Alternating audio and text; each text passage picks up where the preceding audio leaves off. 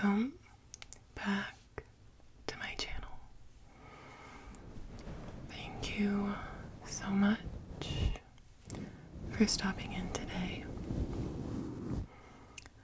I have another true crime ASMR video for you. And today's video is quite special, as it is my first requested true crime case. This was requested by Mandy J and Little J ASMR. So thank you for your recommendation, Mandy. If you are watching this video and have a true crime case that you would like to learn more about, you can let me know in the comments below, and I will get to it as soon as possible. I typically upload up to 3 times a week. 2 of those videos are usually for my true crime ASMR series, which, as always, I will be adding this video to my true crime ASMR playlist, where you can find all future and previous ASMR videos.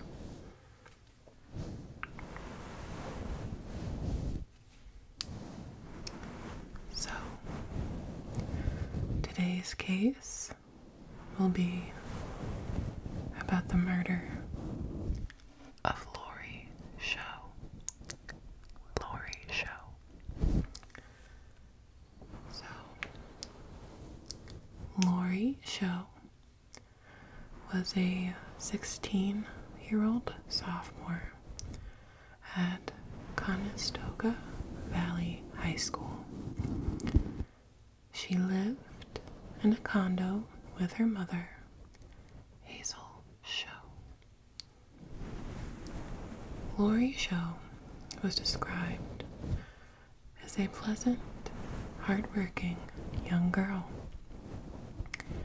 She was very well-liked at her school, and Laurie was known to stay to herself. She was kind of a quiet, loner type of teenagers. She had a job and was going to school around the time of the terrible events that would occur in the year 1991. During this time, Laurie had dated a man by the name of Lawrence Butch Youngkin. They had dated during the summer, and Laurie would go on only a few dates.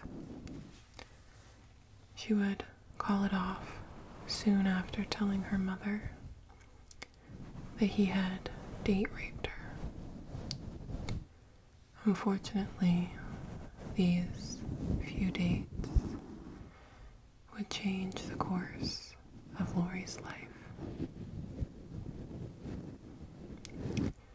Butch had an ex-girlfriend who was actually pregnant with his child. Her name was Lisa Michelle Lambert. Lisa was a Conestoga Valley High School dropout and was 17 years old. Lisa had begun fixating on Laurie and would even harass her after discovering that Laurie and Youngkin had dated previously. even though Youngkin had gotten back together with Lisa after the breakup with Laurie. People would report that Lisa was obsessively obsessed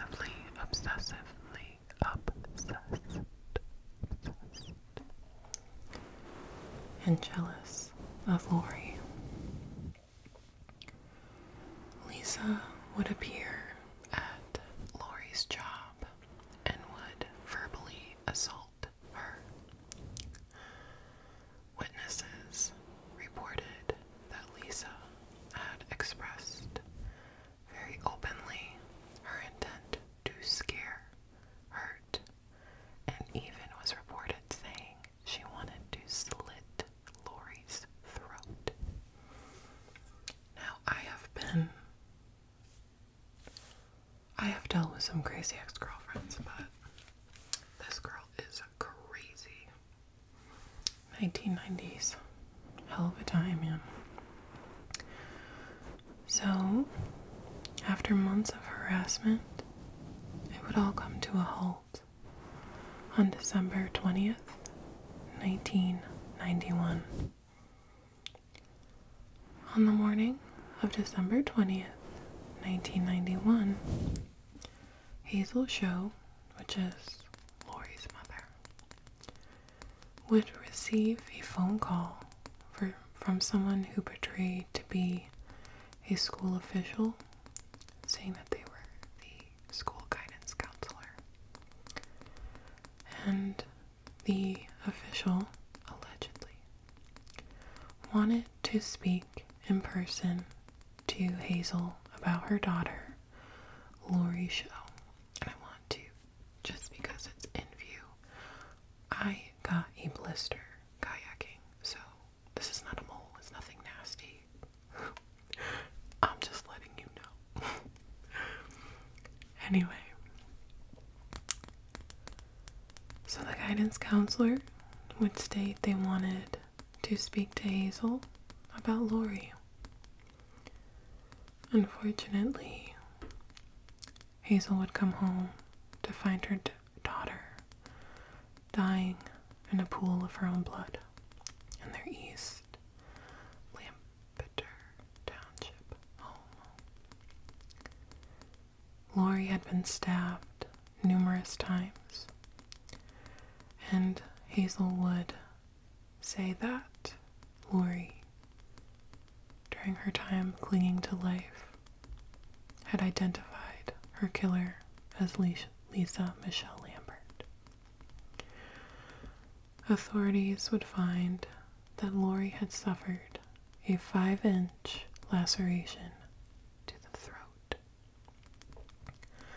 a stab wound that punctured a lung, a deep cut that penetrated her thigh to the pelvic bone, and another that grazed her spine. She had also sustained several wounds to the head and numerous defensive wounds.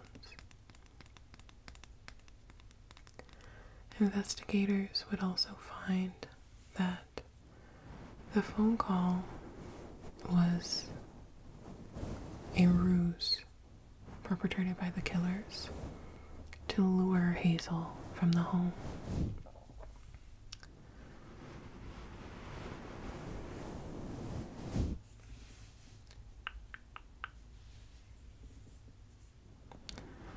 Now, in this video, I refer to Lisa Michelle Lambert as Lisa and Lambert. In all, most articles do not refer to her by Lisa Michelle, or let alone Lisa. And I take that as her being preferred to go by the name Michelle. But since she's a bad person, we're going to use her first name, Lisa, because when you do bad things, you don't get what you want. So, Soon after the killing, newspapers in the Lancaster area would very quickly report the murder in the press. Unfortunately, they would misspell Laurie's name and list her age incorrectly. However, very sure to get all the details of the murder correct. Hours after the murder, authorities sought out Lisa Michelle Lambert and her boyfriend Butch Youngkin for questioning. Witnesses reported seeing a woman and a man by the condo around this time. On December 22nd, Lambert, Youngkin, and Tabitha Buck were arrested at the Garden Spot Bowling Center and were arraigned a day later. Now, who is Tabitha Buck, you may ask? Tabitha Buck was a 17-year-old senior at Penn Manor High School. She was a friend of Lambert's at the time of the murders. Lambert's defense claimed it was Tabitha Buck and Youngkin who had actually committed the murder, while Lisa Michelle was only an observer. Buck's defense team would deny that claim. Buck had admitted to knocking on Laurie's door when she and Lambert arrived at the home. Tabitha then would admit to sitting on Laurie's legs and prevented Laurie from leaving the home. Buck very clearly stated it was Michelle who killed Laurie.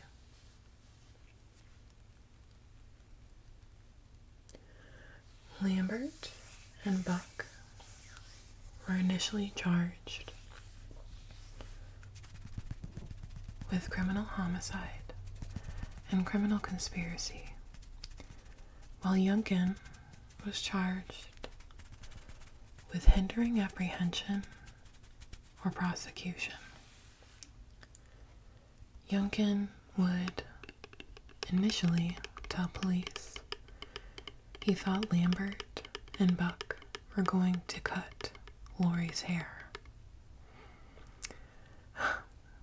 And he thought them bringing the knife was just a prank. He would admit that he helped provide an alibi and to dispose of evidence, such as blood on clothes. Youngkin's testimony would later change as Lambert and Buck both recanted their original statements, which both of them blamed him, yet we'll get into that later. Lambert would state that Youngkin was abusive and had encouraged her to harass and assault Laurie out of his fear of Laurie possibly pressing charges for him date raping her. Youngkin was 20 years old at the time of the murder, and he would admit to driving the girls to Laurie's home on the morning of the murder. He would admit also to taking them from the scene after the crime occurred. After his arrest, he would cooperate with prosecutors and testified against Lambert and Buck at their trials in exchange for a 1-year prison sentence. It would later be determined that Youngkin had committed perjury during his testimony, and his plea deal was withdrawn. He would be sentenced to 10 to 20 years and would serve only 12 years, being released in 2004. In March 1992, Lancaster County prosecutors announced their intentions to seek the death penalty against both Lambert and Buck. Youngkin, who was accused of being an accessory to the crime, was charged with a lesser offense due to his secondary role and his cooperation with prosecution. On March 25th, both Lambert and Buck would enter not guilty pleas. In July of 1992, Lambert's trial would begin. Buck's attorneys would file petitions for Tabitha to be tried as a juvenile. A month after filing this petition, her attorneys would withdraw it. Prosecutors would give up their intent to seek the death penalty against her in exchange.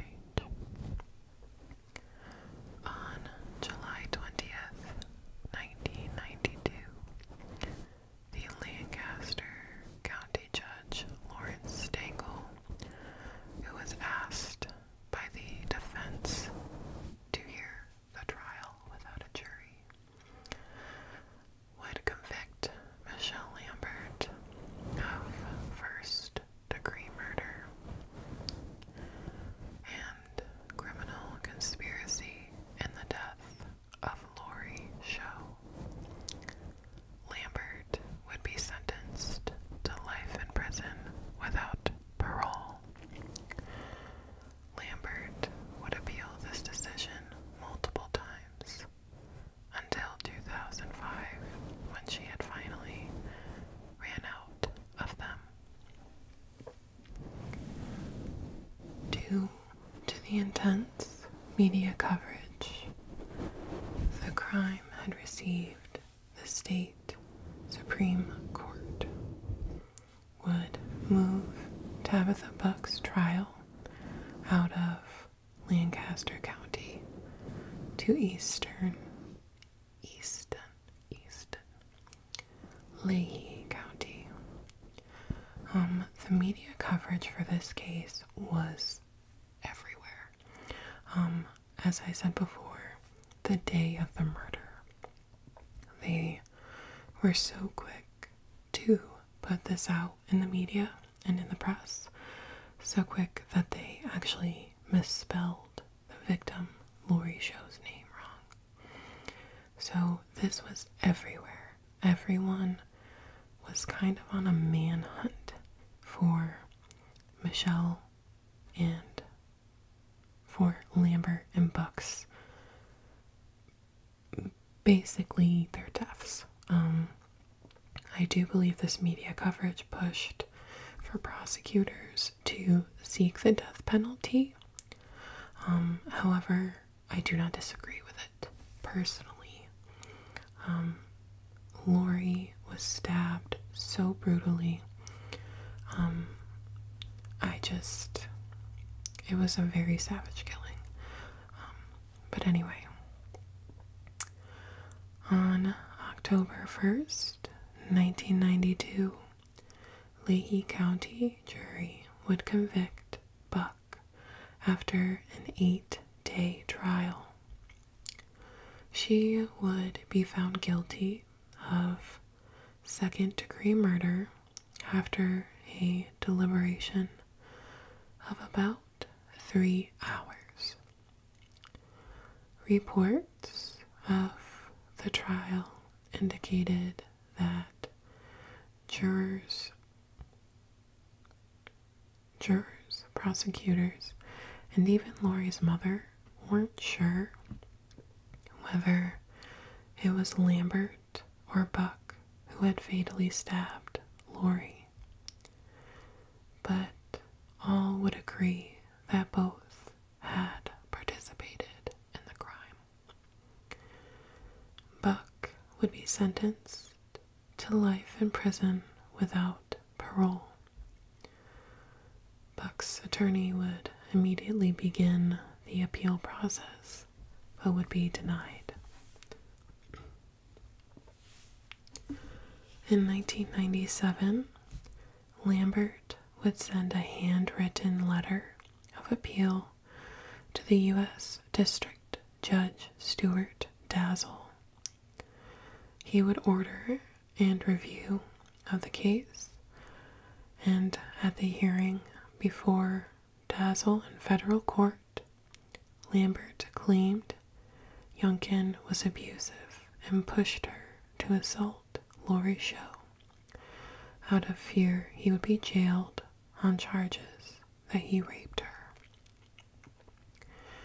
She claimed Tabitha had murdered Laurie, and she fled the scene only to be stopped by Youngkin. After the 3-week hearing, Dazzle concluded and wrote a scathing review of the case, in which he determined that Lambert had actually been innocent and denounced the Lancaster County investigators and judges in the case and ordered Lambert to be freed. In 1998, after 10 months after the Dazzle bombshell, Lambert was retried, and she had been released for about a year, but she was retried in Lancaster County, and Lancaster County, they were not playing with this girl. They must have really believed that she was not innocent, because after going to federal court and being seen as innocent, Lancaster County would know that she had not exhausted her appeals at the state level. So if you do not exhaust all of those appeals at the state level, you cannot appeal your conviction in a federal court. You have to wait till after all of the previous appeals. So again, the new trial would be held before Judge Stengel, same as her previous.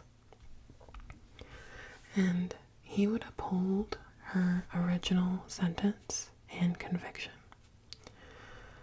Lambert would be returned to prison to resume her life sentence. In November of 2012, the U.S. Supreme Court would deem life sentences against juvenile offenders unconstitutional, which allowed Buck to receive a hearing for a new life, for a new sentence. This decision would also make Buck eligible for parole in 2020 due to already serving 26 years and being sentenced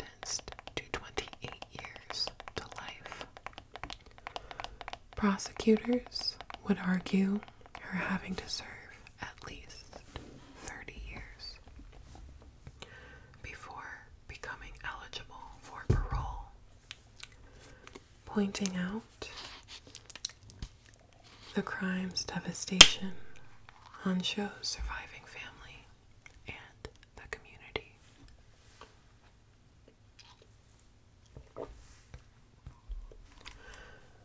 Assistant District Attorney Susan Moyer also said Buck never expressed remorse for what she did. Laurie's mother, Hazel Show, would read a statement at the hearing stating Laurie died a horrible death for reasons she will never understand. She would then ask Buck a very important question. Why did you agree to come to our house that morning? Buck would testify for 15 minutes. The judge would ask about the crime, and Buck said she couldn't imagine how Laurie's and her own families feel about the resentencing, but said nothing about the crime. In August 2019, Buck is granted parole with a release date of December 21st. Buck is barred from residing in or traveling to Lancaster County.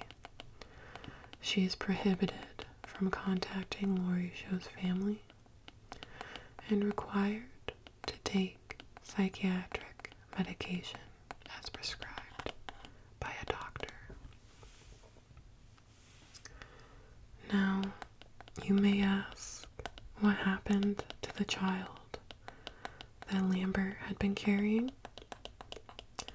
Lambert was able to leave on March 19th for a few hours to give birth to a baby girl. The child was taken into custody by Lambert's parents.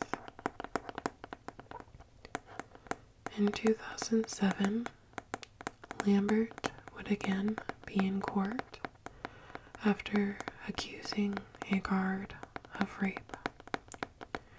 She would claim to have been assaulted in 1996.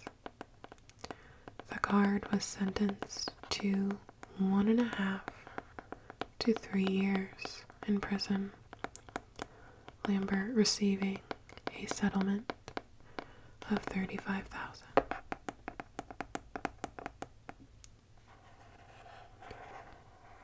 Lambert has been bounced from prison to prison in Pennsylvania, Delaware, and New Jersey. She is currently serving her sentence in Massachusetts, where she earned a degree from Boston University, graduating with honors. In 2016, she published a book telling the story of the Laurie Show killing from her perspective, and would claim her innocence. So, that is today's story about the case of Laurie Show.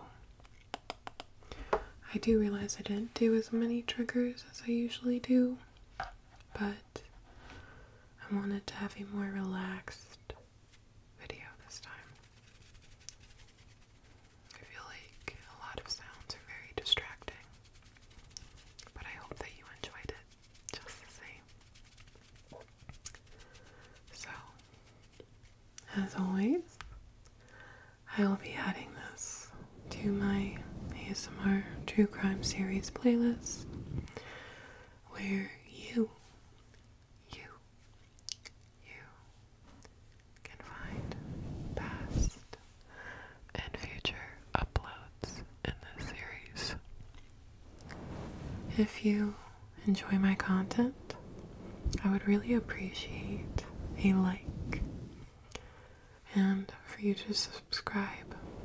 Both buttons are below. My channel is growing so gradually, and it's so fun to experience it with you. If you have any recommendations for what topic I should do next, please comment your request below, and I will most certainly do it as soon as I can. Because these videos are for all of us to learn and become aware, and we are learning so much about the crime that exists in the world, which is a lot more than any of us would like to believe. So again, thank you so much for watching, and I hope to see you again soon.